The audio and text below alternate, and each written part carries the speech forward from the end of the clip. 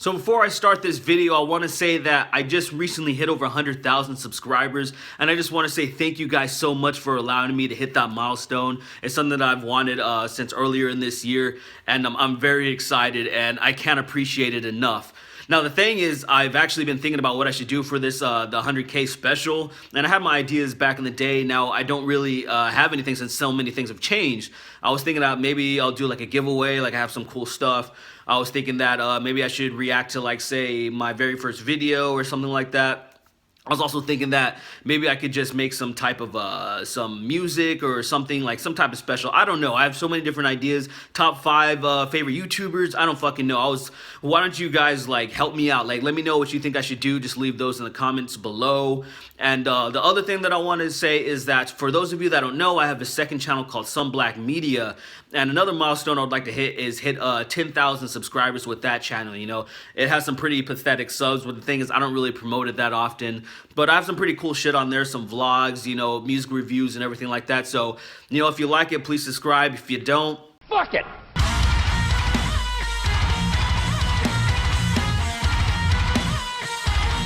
Supreme victory. So a lot of stuff has been going on since I went on vacation to Arahava, and now I just want to catch up on a few things because, I mean, there are so many things that I actually wanted to talk about, but I just thought I would just pick the 3 main stories, you know, the 3 main stories, the things that triggered me the most. So let's get right into this. So for the very, very small few of you that don't know about this, there's a guy named Saleh who has a prank channel. He has over 2.3 million subscribers.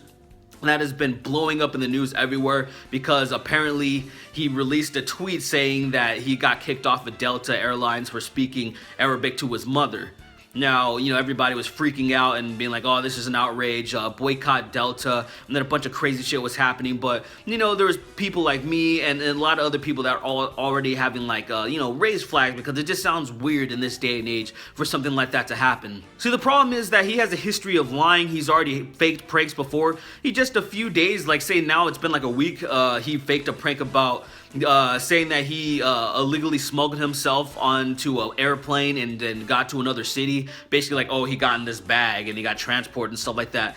And I mean, pretty much anybody should know how fucking stupid and fake that sounds. I mean, like, I don't know how anybody can fucking believe that stuff. I mean, prank channels in general, it's absurd to me that anybody subscribes to this shit thinking that any of them are real. I mean, just across the boards, whether they're called pranks or social experiments, we have people, all they do is just fake shit to get a large reaction out of people, and it's fucking crazy that so many people will latch onto these things and think they're fucking real. And hearing that one, just that prank about smuggling, how the fuck did you do that? You can't do that. You cannot fucking smuggle yourself in a bag, get through fucking security, and they're not gonna notice that there's a fucking dead body or some type of live body or any type of body in a fucking bag. I mean, it has to be like... He's got caught lying about other pranks as well. But one of the main things, like kind of the icing on the cake, the thing that really just makes it like, huh, what the fuck, this guy has to be lying. It shows that Delta was investigating. They were talking to the other passengers. And basically what they were saying is that they were being really loud and disruptive. They were fucking shouting stuff, like Saleh was shouting stuff. And then basically after that, they got kicked out because everybody was kind of uncomfortable and weirded out. Like, what the fuck is going on? This is kind of fucking weird. And you had testimony from some of the people that were actually on the fucking flight. He stood up and started shouting, putting his fist in the air, shouting something that sounded really Arabic for no reason, sat down. A few minutes passed and then he was up again, doing it again. He did it 3 times, till eventually people said, no, we're not, not happy with this. Right. People were crying. They felt so uncomfortable because it felt awkward. It was really uncomfortable. There wasn't fear. It was just uncomfort. It's like, why is this happening? So using Occam's razor, what is the more likely scenario? That Saleh and his friend got kicked off, you know, like just talking some regular speak, you know, some Arabic with his mom, and people were like, terrorists, we're gonna fucking die. And then they got kicked off in this day and age when that seems completely counterproductive to, you know, anything. Like, you know, there's stuff like that happened back in the day around 9/11 and shit like that. So do you think that happened? Or a known liar that is known to fake pranks, you know, kind of lie to fake another prank?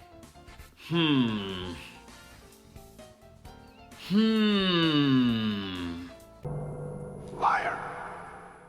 So with all the evidence collected, I hope Adam Saleh gets in trouble and stuff, and it just shows all these other pranksters and social experimenters to stop fucking around like this, because it's serious business. You're fucking with people's businesses, like the whole boycott Delta and people canceling flights and stuff like that. Like, there should be some big repercussions for doing stupid shit like this. No, I can't say 100%, but I would say fucking in the 90th percentile that is fucking fake. It is fake, and this guy is one of the biggest cunts on earth.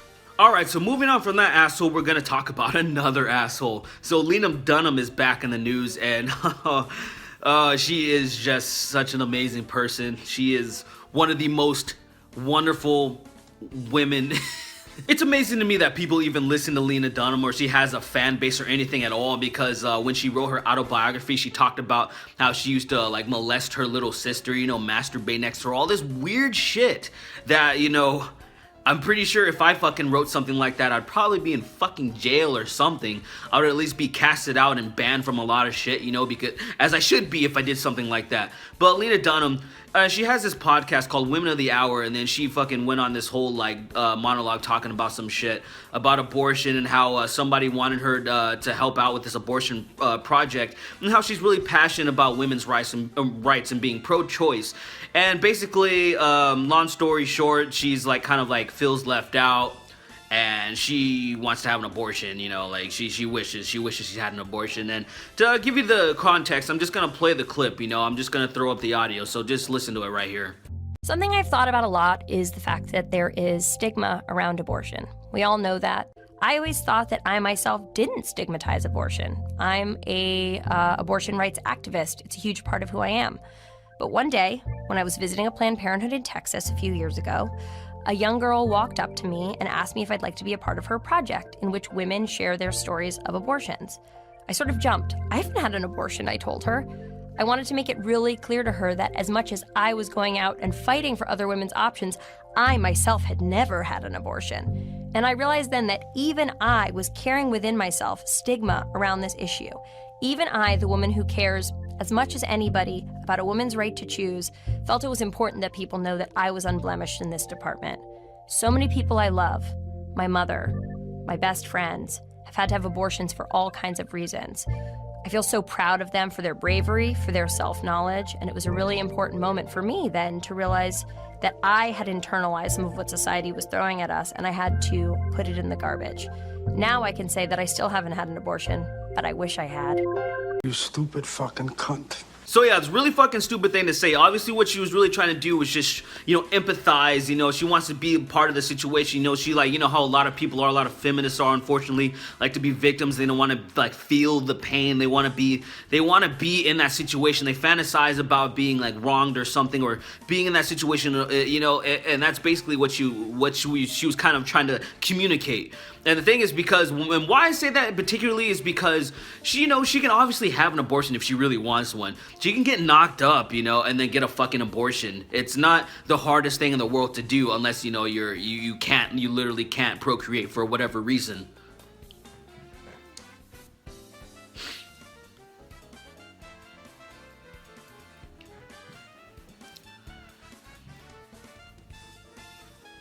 So there was a huge media backlash about it. Everybody's pissed off about it, and rightfully so. It's a really fucking tasteless and stupid thing to say, and she's come out and apologized about it, everything like that. But the whole thing is just like, like, why would you say shit like this in the first place? It's such an inappropriate and fucking stupid thing to say. It is such a, like, this is such a touchy subject, you know, on both sides. There's people that are pro-choice and pro-life or whatever, and people, they clash, you know, for whatever reasons they have. And just to make and say something stupid like this, you know, there's probably a lot of women that have had abortions and it affected them very deeply. And you're just like, oh, I wish I had one. Like, If I can give any advice to Lena Dunham is, you should probably just go underground, you know, just leave. Like, just go somewhere and disappear, because you're not offering anything positive to society. The stuff that you've contributed with, I can't, I fucking, at this point, I literally can't even, you got me saying stupid shit like that, so just fucking leave. And the last thing I want to talk about is Mr. Onision, the king of the cucks, one of the biggest pussies on the planet, one of the weirdest and creepiest people. The only reason I fucking found out about this guy was because Tosh.0, like in that fucking I'm a banana thing, and I immediately fucking hated that piece of shit scumbag. He's done so many fucking weird things. He's always making these weird ass videos defending feminism, wearing weird shit. I don't understand him. He's fucking documented his like girlfriend or his ex-girlfriend's like mental unstability, you know, and it was one of the creepiest and most fucked up things that I've seen. You can search for that shit. I don't need to fucking display that stuff anymore, and that poor girl in her fucking like in her mental state. But what has he done now? It has come out that he has this website, you know, this forums of where, you know, you can post and shit. And apparently there's a lot of girls, a lot of young girls, you know, underage girls that post body positivity images. You know, they're like half naked, they're in their underwear or bikinis or whatever the fuck. I don't know exactly, but I'm just taking people's word for what they're saying. And he makes like videos about it, like he judges their bodies, and you know, I guess maybe it helps or something like that. It's supposed to be like a positive thing, but it just sounds completely fucking negative. It just sounds like he's just, you know, telling them, oh, it's for body positivity or whatever the fuck, and he's just getting young girls to just show themselves, and it kind of, you know, just, and he thinks it's hot or something. I don't know if he does, but it's a fucking stupid way to try to promote body positivity. It's fucking retarded. Like, there's a lot of ways you can help young girls and to, you know, and help them feel better in their body or whatever the fuck, like not actually getting pictures from them and shit like that. That's fucking crazy. So I'd have to say there's some weirdo kind of pedo shit going on with this, you know, and I can't fucking believe that. I don't know how long this shit's been going on, and I'm just like, how the fuck how do you get away with this shit, man? Like, and how does this guy like not, like, how have people not just like whoop this guy's ass and taking him off of YouTube or whatever the fuck, because he's just like taking advantage of these young ass girls, man. I can't express enough of how much of a scumbag this guy is, because one thing that I really champion is protecting the youth. You know, you gotta make sure that people have like a good and fair chance in growing up, and then you have a bunch of people that are predators, and they know that young people are vulnerable, and they just like to fucking latch on and prey at them and shit. And I'm just like, dude, fuck you so fucking much. I have just negative fucking respect for people that fuck with young people. I'm sorry, guys. I'm just trying to keep it cool a little bit. You know, I don't want to fucking rage a little bit too hard. Going through these people's stories is just very maddening, and I'm just trying to be as chill as possible. And I'm like, fucking, yeah, this is a little weird for me. Anyway, fuck those three assholes. I hope you guys had a good Christmas and happy holidays and all that stuff. And don't forget to comment and let me know what I should do for my 100K subscriber special video.